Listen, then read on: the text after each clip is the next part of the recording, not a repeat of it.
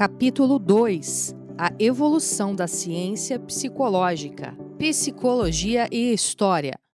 Toda e qualquer produção humana, uma cadeira, uma religião, um computador, uma obra de arte, uma teoria científica, tem por trás de si a contribuição de inúmeros homens, que numa dimensão de tempo anterior ao presente, fizeram indagações, realizaram descobertas, inventaram técnicas e desenvolveram ideias. Isto é, por trás de qualquer produção material ou espiritual, existe a história. Compreender em profundidade algo que compõe o nosso mundo significa recuperar sua história. O passado e o futuro sempre estão no presente, enquanto base constitutiva e enquanto projeto. Por exemplo, todos nós temos uma história pessoal e nos tornamos pouco compreensíveis se não recorremos a ela, bem como a nossa perspectiva de futuro para entendermos quem somos e por que somos de uma determinada forma. Essa história pode ser mais ou menos longa para os diferentes aspectos da produção humana. No caso da psicologia, a história tem por volta de 2 milênios. Esse tempo refere-se à psicologia no Ocidente, que começa entre os gregos no período anterior à era cristã. Para compreender a diversidade com que a psicologia se apresenta hoje, é indispensável recuperar sua história. A história de sua construção está ligada, em cada momento histórico, às exigências de conhecimento da humanidade, às demais áreas do conhecimento humano e aos novos desafios colocados pela realidade econômica e social e pela insaciável necessidade do homem de compreender a si mesmo. A psicologia entre os gregos, os primórdios. A história do pensamento humano tem um momento áureo na antiguidade. Entre os gregos, particularmente no período de 700 a.C., até a dominação romana, às vésperas da era cristã. Os gregos foram o povo mais evoluído nessa época. Uma produção minimamente planejada e bem-sucedida permitiu a construção das primeiras cidades-estados, polis. A manutenção dessas cidades implicava a necessidade de mais riquezas, as quais alimentavam também o poderio dos cidadãos, membros da classe dominante na Grécia Antiga. Assim, iniciaram a conquista de novos territórios, Mediterrâneo, Ásia Menor, chegando quase até a China, que geraram riquezas na forma de escravos para trabalhar nas cidades e na forma de tributos pagos pelos territórios conquistados. As riquezas geraram crescimento e este crescimento exigia soluções práticas para a arquitetura, para a agricultura e para a organização social. Isso explica os avanços na física, na geometria, na teoria política, inclusive com a criação do conceito de democracia. Tais avanços permitiram que o cidadão se ocupasse das coisas do espírito, como a filosofia e a arte. Alguns homens, como Platão e Aristóteles, dedicaram-se a compreender esse espírito empreendedor do conquistador grego, ou seja, a filosofia começou a especular em torno do homem e sua interioridade. É entre os filósofos gregos que surge a primeira tentativa de sistematizar uma psicologia. O próprio termo psicologia vem do grego psique, que significa alma, e de logos, que significa razão. Portanto, etimologicamente, psicologia significa estudo da alma. A alma ou espírito era concebida como a parte imaterial do ser humano e abarcaria o pensamento, os sentimentos de amor e ódio, a irracionalidade, o desejo, a sensação e a percepção. Os filósofos pré-socráticos, assim chamados por antecederem Sócrates, filósofo grego, preocupavam-se em definir a relação do homem com o mundo através da percepção. Discutiam se o mundo existe porque o homem o vê ou se o homem vê um mundo que já existe. Havia uma oposição entre os idealistas, a ideia forma o mundo, e os materialistas, a matéria que forma o mundo já é dada para a percepção. Mas é com Sócrates, 469-399 a.C., que a psicologia na antiguidade ganha consistência. Sua principal preocupação era com o limite que separa o homem dos animais. Desta forma, postulava que a principal característica humana era a razão. A razão permitia ao homem sobrepor-se sobre os seus instintos, que seriam a base da irracionalidade. Ao definir a razão como peculiaridade do homem ou como essência humana, Sócrates abre um caminho que seria muito explorado pela psicologia. As teorias da consciência são, de certa forma, frutos desta primeira sistematização na filosofia. O passo seguinte é dado por Platão, 427-347 a.C., discípulo de Sócrates. Este filósofo procurou definir um lugar para a razão no nosso próprio corpo. Definiu este lugar como sendo a cabeça, onde se encontra a alma do homem. A medula seria, portanto, o elemento de ligação da alma com o corpo. Este elemento de ligação era necessário porque Platão concebia a alma separada do corpo. Quando alguém morria, a matéria, o corpo, desaparecia, mas a alma ficava livre para ocupar outro corpo. Aristóteles, 384-322 a.C., discípulo de Platão, foi um dos mais importantes pensadores da história da filosofia. Sua contribuição foi inovadora ao postular que alma e corpo não podem ser dissociados. Para Aristóteles, a psique seria o princípio ativo da vida. Tudo aquilo que cresce, se reproduz e se alimenta possui a sua psique ou alma. Desta forma, os vegetais, os animais e o homem teriam alma. Os vegetais teriam a alma vegetativa, que se define pela função de alimentação e reprodução. Os animais teriam esta alma e a alma sensitiva, que tem função de percepção e movimento. E o homem teria os dois níveis anteriores e a alma racional, que tem a função pensante. Este filósofo chegou a estudar as diferenças entre razão, a percepção e as sensações. Este estudo está sistematizado no Da Anima, que pode ser considerado o primeiro tratado em psicologia. Portanto, 2.300 anos antes do advento da psicologia científica, os gregos já haviam formulado duas teorias. A platônica, que postulava a imortalidade da alma e a concebia separada do corpo, e a aristotélica, que afirmava a mortalidade da alma e a sua relação de pertencimento ao corpo. A psicologia no Império Romano e na Idade Média. Às vésperas da Era Cristã, surge um novo império que iria dominar a Grécia, parte da Europa e do Oriente Médio, o Império Romano. Uma das principais características desse período é o aparecimento e desenvolvimento do cristianismo, uma força religiosa que passa a força política dominante. Mesmo com as invasões bárbaras por volta de 400 d.C., que levam à desorganização econômica e ao esfacelamento dos territórios, o cristianismo sobrevive e até se fortalece, tornando-se a religião principal da Idade Média, período que então se iniciava. E falar de psicologia nesse período é relacioná-la ao conhecimento religioso, já que ao lado do poder econômico e político, a Igreja Católica também monopolizava o saber e, consequentemente, o estudo do psiquismo.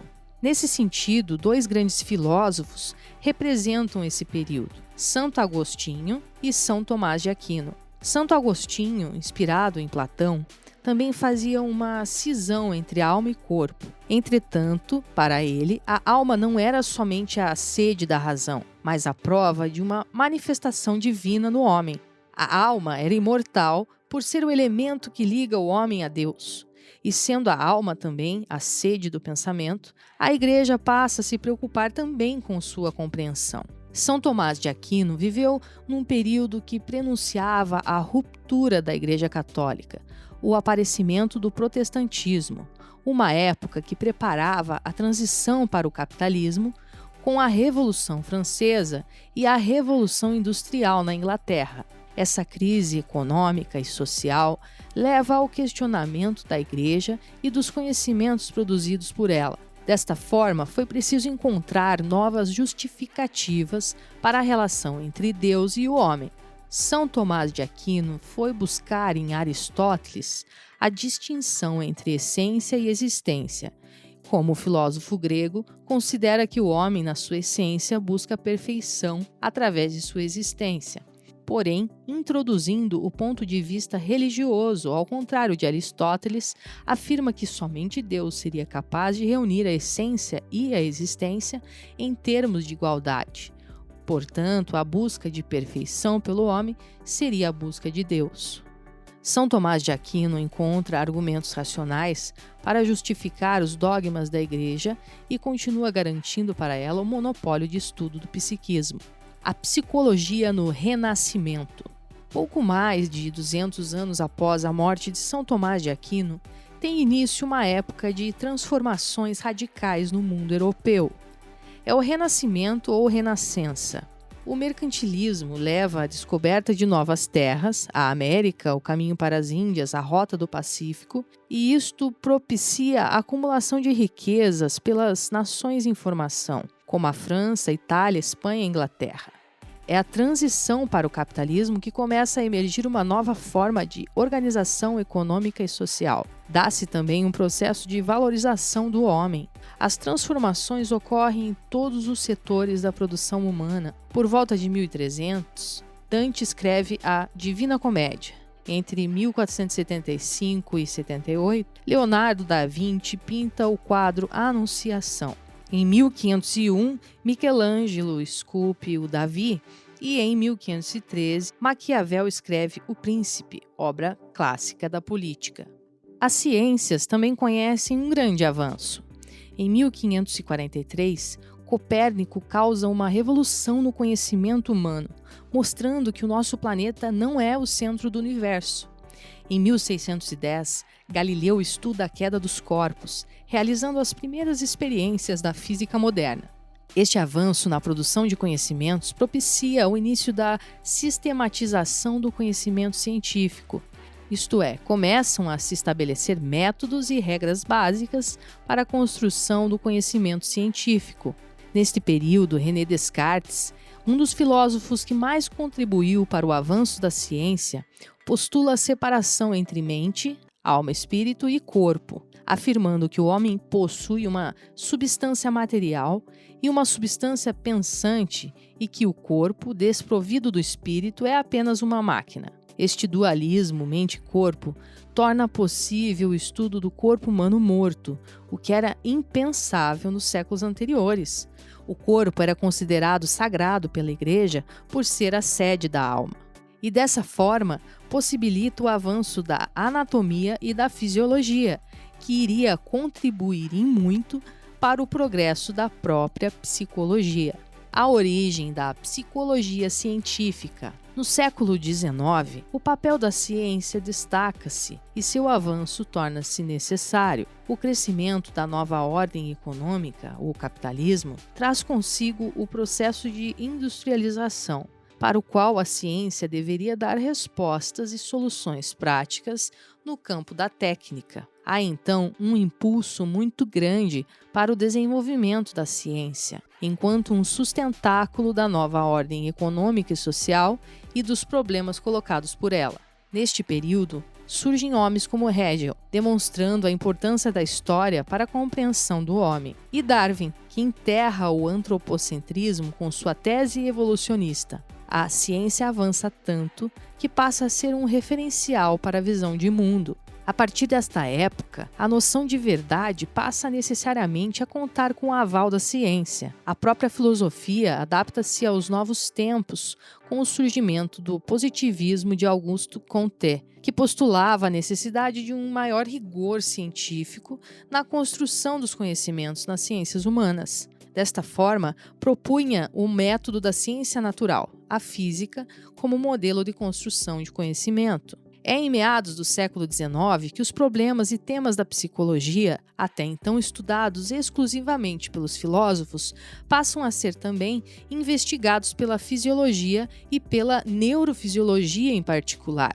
Os avanços que atingiram também esta área levaram à formulação de teorias sobre o sistema nervoso central, demonstrando que o pensamento, as percepções e os sentimentos humanos eram produtos deste sistema. Para se conhecer o psiquismo humano, passa a ser necessário compreender os mecanismos e o funcionamento da máquina de pensar do homem, seu cérebro. Assim, a psicologia começa a trilhar os caminhos da fisiologia, neuroanatomia e neurofisiologia. Algumas descobertas são extremamente relevantes para a psicologia. Por exemplo, por volta de 1846, a neurologia descobre que a doença mental é fruto da ação direta ou indireta de diversos fatores sobre as células cerebrais. A neuroanatomia descobre que a atividade motora nem sempre está ligada à consciência, por não estar necessariamente na dependência dos centros cerebrais superiores. Por exemplo, quando alguém queima a mão em uma chapa quente,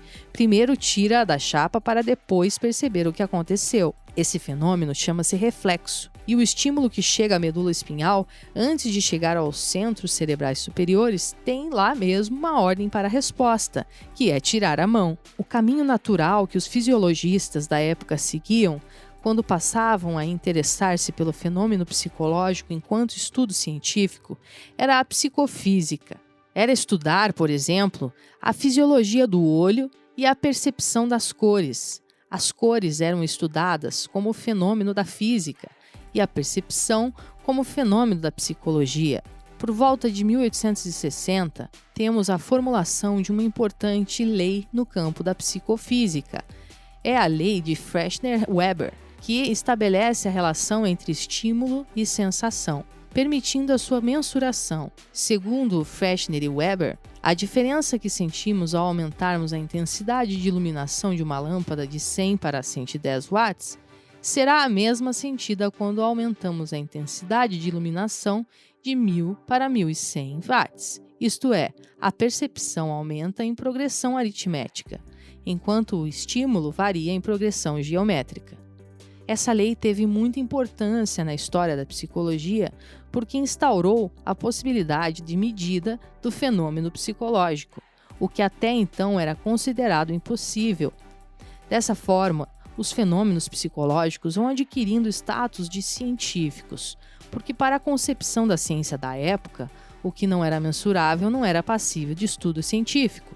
Outra contribuição muito importante nesses primórdios da psicologia científica é a de Wilhelm Wundt, 1832 a 1926. Wundt cria na Universidade de Leipzig, na Alemanha, o primeiro laboratório para realizar experimentos na área da psicofisiologia. Por esse fato e por sua extensa produção teórica na área, ele é considerado o pai da psicologia moderna ou científica. Wundt desenvolve a concepção do paralelismo psicofísico, segundo a qual aos fenômenos mentais correspondem fenômenos orgânicos. Por exemplo, uma estimulação física, como uma picada de agulha na pele de um indivíduo, teria uma correspondência na mente desse indivíduo. Para explorar a mente ou a consciência do indivíduo, Wundt cria um método que denomina introspeccionismo. Neste método, o experimentador pergunta ao sujeito, especialmente treinado para isso, os caminhos percorridos no seu interior por uma estimulação sensorial. A picada da agulha, por exemplo. A psicologia científica. O berço da psicologia moderna foi a Alemanha do final do século passado. Wundt, Weber, Fechner trabalharam juntos nas universidades de Leipzig.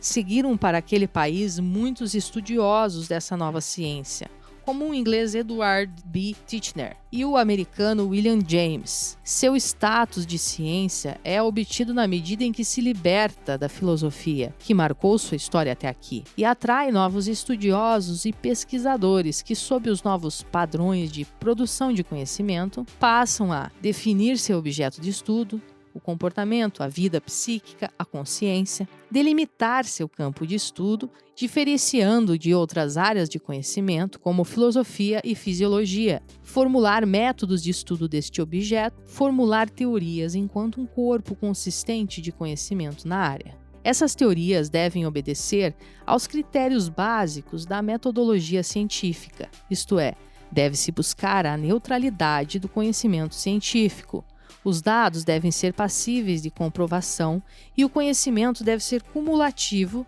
e servir de ponto de partida para outros experimentos e pesquisas na área. Os pioneiros da psicologia procuraram, dentro das possibilidades, atingir tais critérios e formular teorias. Entretanto, os conhecimentos produzidos inicialmente caracterizavam-se muito mais como postura metodológica que norteava a pesquisa e a construção teórica. Embora a psicologia científica tenha nascido na Alemanha, é nos Estados Unidos que ela encontra campo para um rápido crescimento, resultado do grande avanço econômico que colocou os Estados Unidos na vanguarda do sistema capitalista.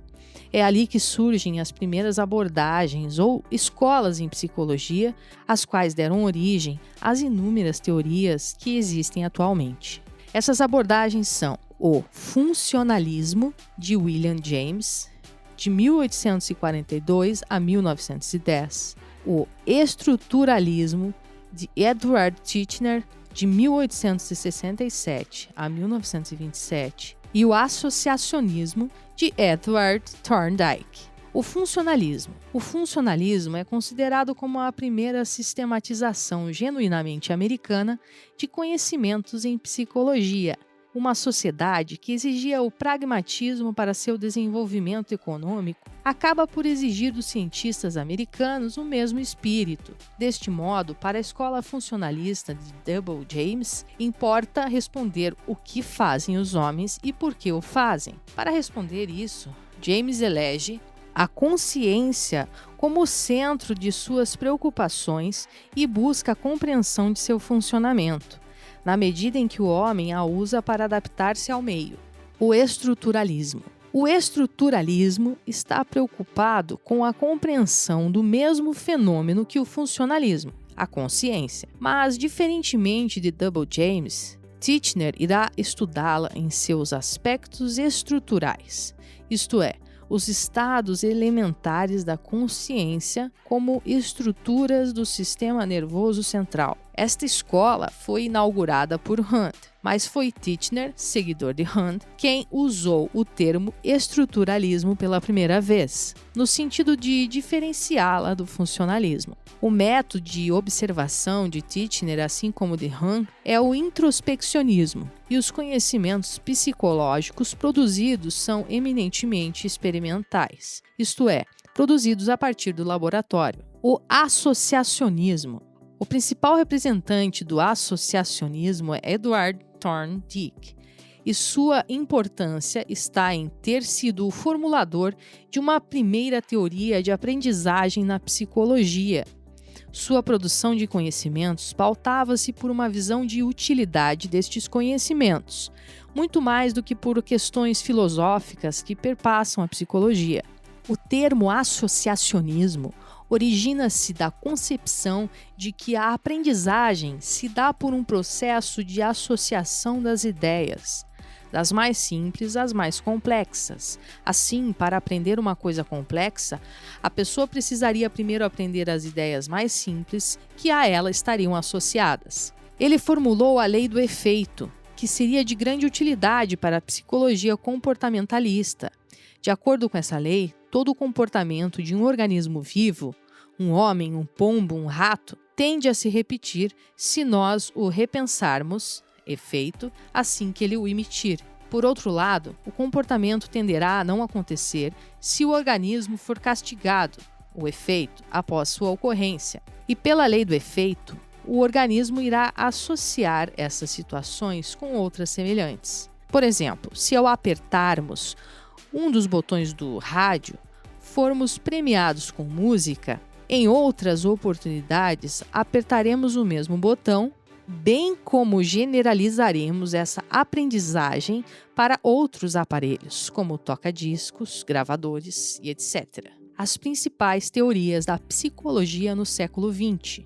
A psicologia, enquanto um ramo da filosofia, estudava a alma. A psicologia científica nasce quando, de acordo com os padrões de ciência do século XIX, Hunt preconiza psicologia sem alma. O conhecimento tido como científico passa então a ser aquele produzido em laboratórios, com o uso de instrumentos de observação e medição.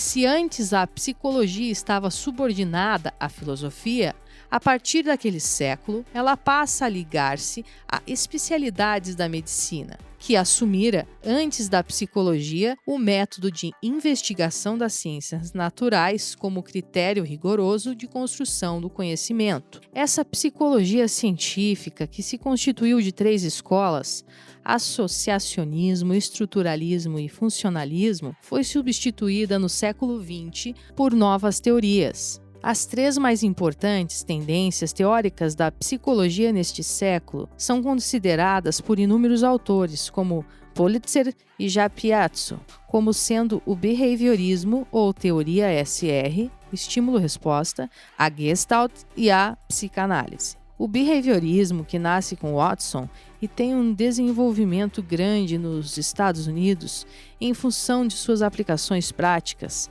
tornou-se importante por ter definido o fato psicológico de modo concreto a partir da noção de comportamento, behavior.